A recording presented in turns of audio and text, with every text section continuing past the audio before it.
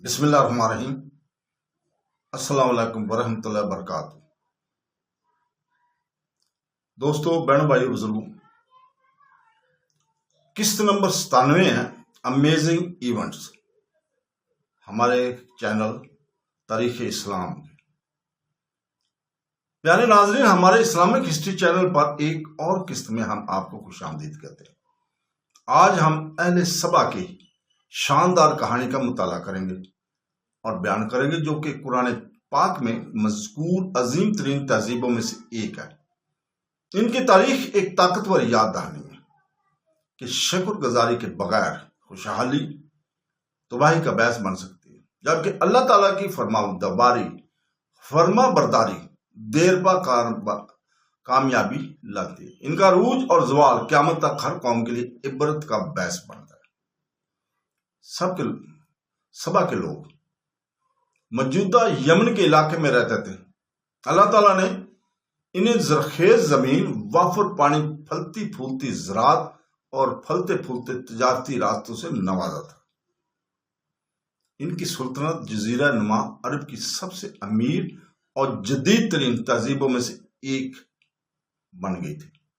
قرآن پاک ان کے وطن کو ایک خوبصورت اور بابرکت سرزمین کے طور پر بیان کرتا ہے، جہاں لوگوں کو سکون، راحت اور فراوانی کا سامان ملا کرتا تھا۔ نام سبا اصل میں ایک آدمی کا حوالہ دیتا ہے۔ امام احمد کی ایک صحیح روایت میں ہے، جو عبداللہ بن عباس سے مروی ہے، کہ رسول پاک صلی اللہ علیہ وسلم سے پوچھا گیا کہ سبا مرد ہے، عورت ہے یا زمین؟ نبی کریم صلی اللہ علیہ وسلم نے جواب دیا کہ سبا ایک آدمی تھا جس کے 10 بیٹے تھے۔ ان کی اولاد میں سے 6 یمن میں آباد ہوئے، جبکہ 4 نے شام کے علاقے کی طرف ہجرت کی۔ یہ حدیث اس بات کی تصدیق کرتی ہے کہ مشہور سلطنت نے اپنا نام عرب قبائل کے آباء و اجداد میں سے ایک سے لیا ہے۔ تو دوستو، مورخین کا ذکر ہے۔ مورخین کہتے ہیں کہ سبا عبد الشمس بن یارب بن قطان وہ تھے۔ اگرچہ قطان کے نسب کے بارے میں مختلف آراء ہیں، لیکن مسلم علماء نے ان آراء کو ایمان کے معاملات پر غور کیے بغیر درج کیا ہے۔ جو بات یقینی ہے وہ یہ ہے کہ سبا کی اولاد نے تاریخ کی سب سے خوشحال سلطنتوں میں سے ایک قائم کی۔ اس مملکت سے منسلک سب سے مشہور حکمرانوں میں ملکہ بلقیس بھی تھی، جن کا قصہ سورہ نمل میں مذکور ہے۔ جب حضرت سلیمان علیہ السلام نے انہیں صرف اللہ تعالیٰ کی عبادت کی دعوت دی تو انہوں نے سورج کی عبادت ترک کر دی اور اپنی قوم کے ساتھ ایمان لے آئی تھی۔ اس واقعے نے ثابت کیا کہ حقیقی عزت دنیاوی طاقت یا دولت کی بجائے اللہ تعالیٰ کے آگے سر تسلیم خم کرنے میں ہی ہے۔ اللہ تعالیٰ نے سورہ سبا کی آیت 15-19 میں اہل سبا کے لیے دی گئی نعمتوں کو بیان کیا۔ وہ کہتے ہیں کہ اہل سبا کے لیے ان کے وطن میں ایک نشانی تھی، 2 شاندار باغ، ایک دائیں طرف اور دوسرا بائیں طرف۔ انہیں ہدایت کی گئی کہ وہ اپنے رب کے رزق میں سے کھائیں اور شکر گزاریں۔ اللہ تعالیٰ نے ان کے وطن کو اچھی سرزمین اور خود کو بہت بخشنے والا رب قرار دیا۔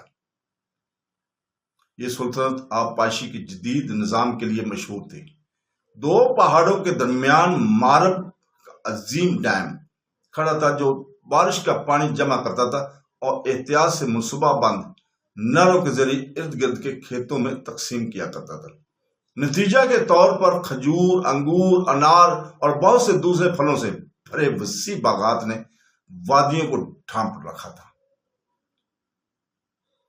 ابن کثیر جیسے کلاسیکی علماء کے مطابق فصلوں کی کثرت اتنی تھی کہ لوگ باغات میں ٹوکریاں لے کر چل سکتے تھے، جو بغیر کسی محنت کے پھلوں سے بھر جاتے تھے۔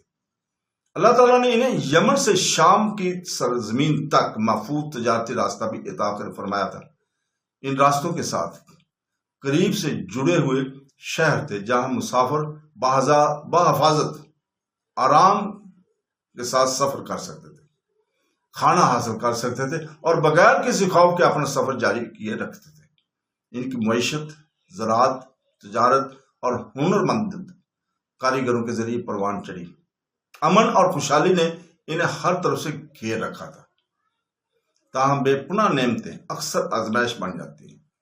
شکر گزار رہنے کے بجائے اہل سبا میں سے بہت سے لوگ رفتہ رفتہ مغرور اور غافل ہو گئے۔ وہ بھول گئے کہ ہر نعمت اللہ تعالیٰ کی طرف سے آئی ہے۔ وہ دنیاوی عیش و عشرت میں مگن ہو گئے، اپنے انبیاء کی ہدایت کو نظر انداز کر دیا گیا اور خلوص عبادت سے منہ موڑ لیا۔ حالانکہ اللہ تعالیٰ انہیں شکر گزار اور فرما بردار رہنے کی تلقین کیا کرتا تھا، لیکن وہ کفر اور نافرمانی میں اڑے رہے۔ قرآن پاک کہتا ہے کہ انہوں نے اللہ تعالیٰ کے احکام سے منہ موڑ لیا۔ نتیجے کے طور پر اللہ تعالیٰ نے ان پر سیل احریم کے نام سے مشہور سیلاب بھیجا، جو ڈیم کو تباہ کن سیلاب تھا۔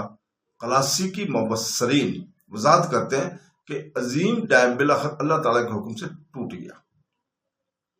ایک بار جب رکاوٹ نے راستہ اختیار کیا تو پانی کے بہت بڑے طوفان نے وادی میں دوڑتے ہوئے گھروں، کھیتوں، باغات اور آبپاشی کے راستے تباہ کر کے رکھ دیے، جن کی تعمیر میں کئی نسلیں لگ گئیں۔ زرخیز باغات جو کبھی لذیذ پھل پیدا کیا کرتے تھے، ان کی جگہ کڑوے پھل والے درخت، املی اور چل لوٹے کی درختوں نے لے لی۔ کبھی خوشحال زمین بنجر اور بے جان ہوگی۔ اللہ قرآن پاک میں اعلان کرتا ہے کہ یہ سزا ان کی ناشکری کا نتیجہ تھی۔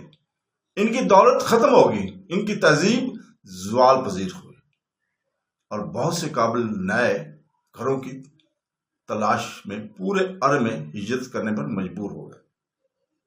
مورخین ریکارڈ کرتے ہیں کہ اس تباہی کے بعد کئی مشہور عرب قبائل حجاز اور شام سمیت مختلف علاقوں میں پھیل گئے۔ کچھ بعد میں یثرب میں آباد ہوئے، جو اب مدینہ کے نام سے جانا جاتا ہے۔ اس طرح مملکت سبا کی اندہام نے نہ صرف یمن کی تاریخ بلکہ آنے والی صدیوں کے لیے عرب کا آبادیاتی منظر نامہ بھی بدل کر رکھ دیا۔ قرآن پاک مزید وضاحت کرتا ہے کہ اللہ تعالیٰ نے انہیں بعد کی نسلوں کے لیے کہانیاں بنائیں۔ ان کی شاندار تہذیب، جس نے کبھی دور دراز کے مسافروں کو حیرت کر دیا تھا، اس بات کی مثال بن گئی کہ جب لوگ اپنے خالق کی ہدایت کو مسترد کرتے ہیں تو دنیاوی طاقت کتنی جلدی ختم ہو جاتی ہے۔ ان کے محلات مٹ گئے، ان کے باعث سوکھ گئے، ان کے باغات سوکھ گئے، اور ان کی تاریخ کے صرف اسباق باقی رہ گئے۔ سبا کی کہانی پورے قرآن پاک میں پائے جانے والے ایک اہم اصول کی تعلیم بھی دیتی ہے۔ اللہ تعالیٰ لوگوں کو نعمتوں اور مشکلات دونوں سے آزماتا ہے۔ دولت، صحت، طاقت اور کامیابی اللہ تعالیٰ کی مکمل رضا کی امانتیں نہیں ہیں، بلکہ وہ امانتیں ہیں جن کے لیے ہر فرد اور ہر قوم جواب دہ ہوگی۔ شکر نعمتوں کو محفوظ رکھتا ہے، جبکہ تکبر اور نافرمانی ان کو دور کرنے کی دعوت دیتی ہے۔ اللہ تعالیٰ سورہ ابراہیم میں فرماتا ہے کہ اگر تم شکر کرو گے تو میں تم پر ضرور اضافہ کروں گا، اور اگر ناشکری کرو گے تو میرا عذاب بہت سخت ہے۔ یہ لازوال وعدہ افراد، خاندانوں اور پوری قوم پر لاگو ہوتا ہے۔ جب شکر، انصاف اور اطاعت غالب ہوتی ہے تو اللہ تعالیٰ اپنی نعمتوں میں اضافہ کرتا ہے۔ جب لوگ بدعنوانی اور ناشکری پر اڑے رہتے ہیں تو وہ نعمتیں چھن سکتی ہیں۔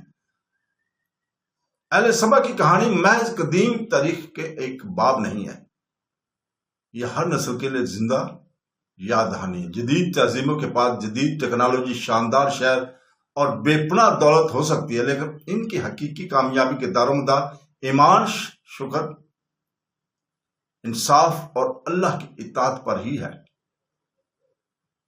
سبا کے کھنڈرات ہمیں یاد دلاتے ہیں کہ کوئی بھی تہذیب اللہ تعالیٰ کی قدرت سے باہر نہیں ہے۔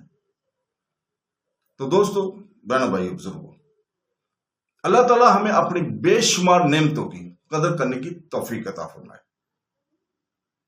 تکبر اور ناشکری سے محفوظ رکھے، ہمارے ایمان کو مضبوط بنائے، اور ہمیں قرآن پاک کی تعلیمات اور سنت نبوی صلی اللہ علیہ وسلم پر ثابت قدم رکھے۔ وہ ہمارے خاندانوں اور آنے والے نسلوں کو اپنے رب کے شکر گزار بندے رہنے کی ہدایت کرے۔ دوستو، اس کے ساتھ ہی ہم آپ سے اجازت چاہتے ہیں.